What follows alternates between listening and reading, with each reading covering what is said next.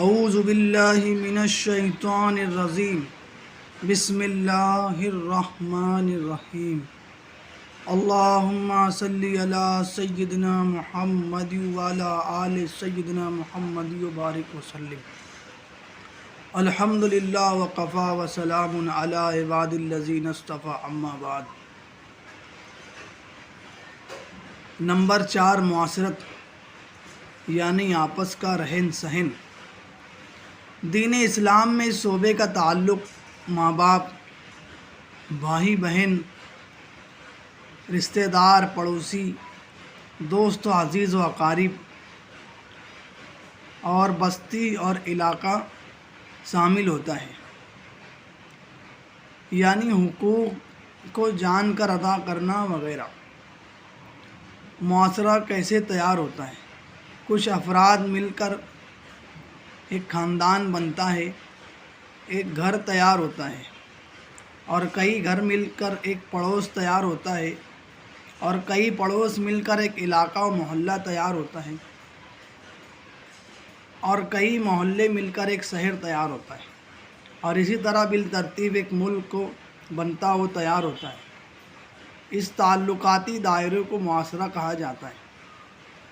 اس تعلقاتی دائرے میں سب سے پہلے والدین کا کردار بچوں کے ساتھ کیسا ہونا چاہیے، اور بچوں کا کردار اپنے والدین کے ساتھ کیسا ہونا چاہیے، اور شوہر کا کردار بیوی اور بیوی کا کردار آپس میں کیسا ہونا چاہیے، بھائی بہنوں کا آپسی کردار، پڑوسیوں کا آپسی کردار کیسا ہونا چاہیے۔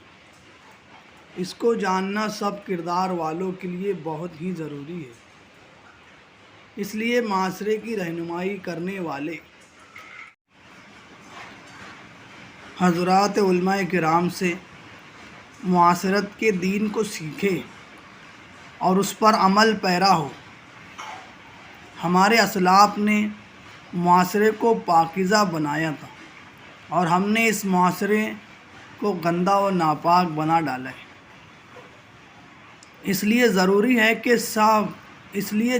ہے کہ ہم سب ہمارے اسلاف کے راستے پر چلنے کے لیے کوشش کریں اور معاشرے کو پھر سے پاکیزہ بنانے کی کوشش کریں۔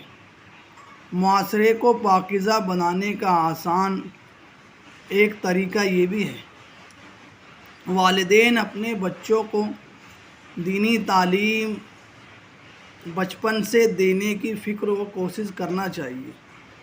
اس عمل کے ذریعے بچہ ابتدا ہی سے اسلامی زندگی کو اختیار کرنے کو پسند کرے گا۔ اس اسلامی تعلیمات کی برکت سے بچہ ابتدا ہی سے والدین کا فرما بردار اور خدمت گار ہوگا، اور جب بچہ والدین کی خدمت کرے گا تو ماں باپ کی دعاؤں کی برکت سے وہ دنیا میں بھی ترقی کرے گا اور آخرت میں بھی۔